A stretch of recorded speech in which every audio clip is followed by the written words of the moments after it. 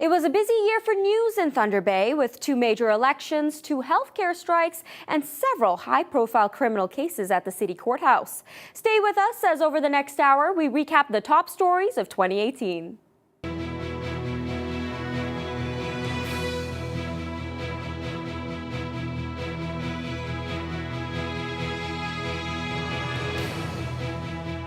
Good evening, and thank you for joining us. The 9 chiefs with Matawa First Nations are demanding Thunder Bay Police make drastic improvements in the way it solves homicide cases. And they're linking that call to the death of 17-year-old Braden Jacob. Jacob's body was found at Chapels Park on Sunday. City police have not said whether it's a homicide or not, as a post-mortem is scheduled for tomorrow. However, a news release issued by Matawa today specifically mentions Jacob and the earlier death of 15-year-old Jordan Wabas in its call for homicide cases to be solved. Wabas's body was found in the Cam River in 2011, and city police said they did not suspect foul play. A call for clarification from Matawa by TBT News was not returned. This all comes the day before a report is to be released looking into systemic racism within the Thunder Bay Police Service. The Matawa chiefs say they plan to meet tomorrow morning with City Police, NAPS Police, and Mayor Bill Morrow before the OIPRD report is released.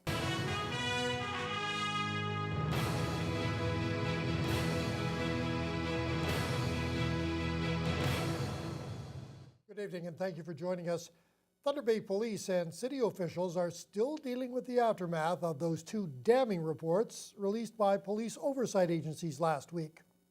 The OIPRD concluded there is systemic racism within the city police force, and the OCPC announced the temporary replacement of the Police Services Board.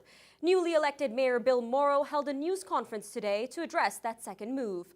Alana Pickrell reports.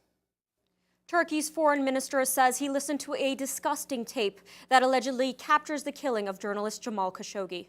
A warning to our viewers, the details of this story are disturbing. He told a German paper that based on the tapes, Khashoggi was killed within 7 minutes. The minister recounted gruesome details, including that he could hear the forensic doctor instruct others to listen to music while he cut up Khashoggi's body. These new details come following news that the journalist's murder came from the highest levels of the Saudi government. There were more anti-government protests in Paris today as government leaders try to figure out how to bring civil unrest to an end. The country's deputy interior minister says declaring a state of emergency is one option among others, but the government is examining all measures. This follows a violent weekend in Paris. Ian Panel reports. More violent protests in Paris. With about 24 hours to avoid a partial government shutdown, U.S. President Donald Trump is demanding that any funding measure should provide $5 billion for his wall on the U.S.-Mexico border. In a dramatic showdown, the president called GOP lawmakers to the White House today to tell them he will veto any spending bill that does not satisfy his border security plan. Kenneth Moten has the latest from Washington. 4 months after barring the U.S. government from purchasing Huawei technology, new reports suggest the White House is mulling over an executive order to expand the ban to all U.S. companies. Annie Bergeron-Oliver has more on what this means for Huawei and for Canada. In the U.S., this is day 7 of the partial government shutdown, and President Donald Trump is now threatening to shut down the entire U.S.-Mexico border if lawmakers don't fund his border wall. And the White House is blasting the Democrats, saying negotiations have broken down. Kenneth Moten has the latest. President Trump with his biggest threat yet in the fight for money to build his southern border wall. It's been a dark day in Oshawa, Ontario.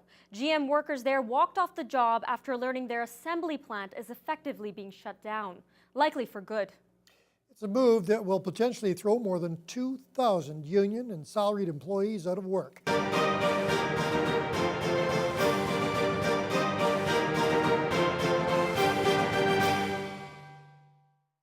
Hi, I'm Nima Rajan, and welcome to Northwest Newsweek. Dryden residents found out on Wednesday just how much it would cost to switch from their municipal police force to the OPP. The price tag sits at just over $5.4 million in the first year of their 3-year contract, which would then fall out to $4.7 million per year. And as Adam Riley reports, that's close to $1.5 million more than the current budget for the Dryden Police Service. Hello, I'm Nima Rajan and welcome to Northwest Newsweek. It was a historic day not just for the Pikangikum First Nation, but for the entire Northwest. The community switched off its diesel generators for the last time on Thursday and connected to Ontario's power grid.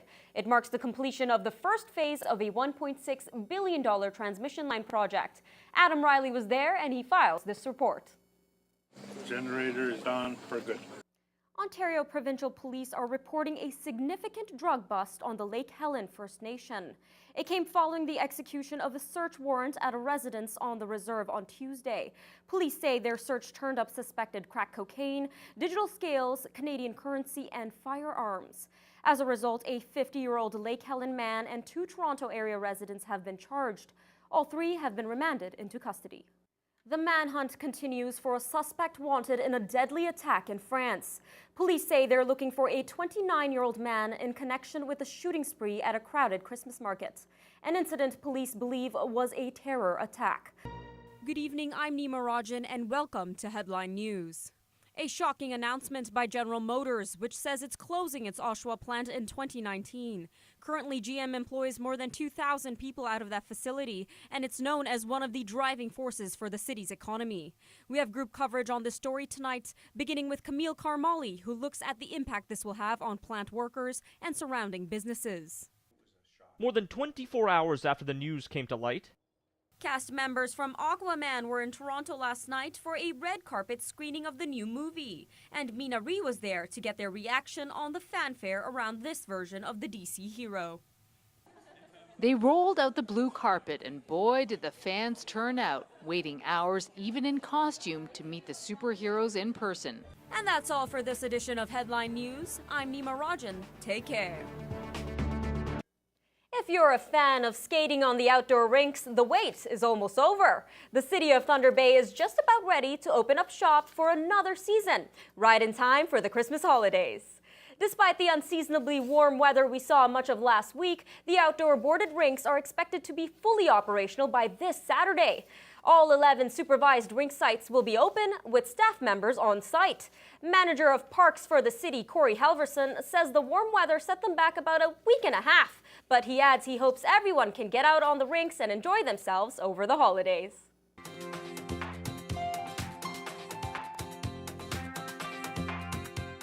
They're pulling out all the stops to catch a killer in Vancouver.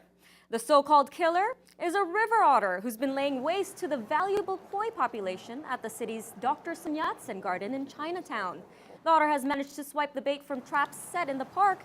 The salmon, tuna, and chicken were all set out and were all gone from the traps when the staff arrived yesterday. The remains of 6 pricey koi fish have now been found, so now a wildlife relocation expert is on the park board payroll to try and track down the otter. Well, that otter's putting other burglars to shame. You know, I understand why the park's upset. Those koi aren't the normal koi that you find in your usual pet store. Those things, some of them 50 years old and quite expensive. So you can understand why they're a little upset. Still, we wish the otter luck. I think he's going to need it. I think he's earned it at this point. Exactly. Let's recap our top story. And what other controversies and breaking news stories will Thunder Bay see as we head into 2019? Well, you'll have to tune into TBT NewsHour to find out. Thank you for joining us for this recap of 2018's top stories. I'm Nima Rajan, wishing you all the best in the new year.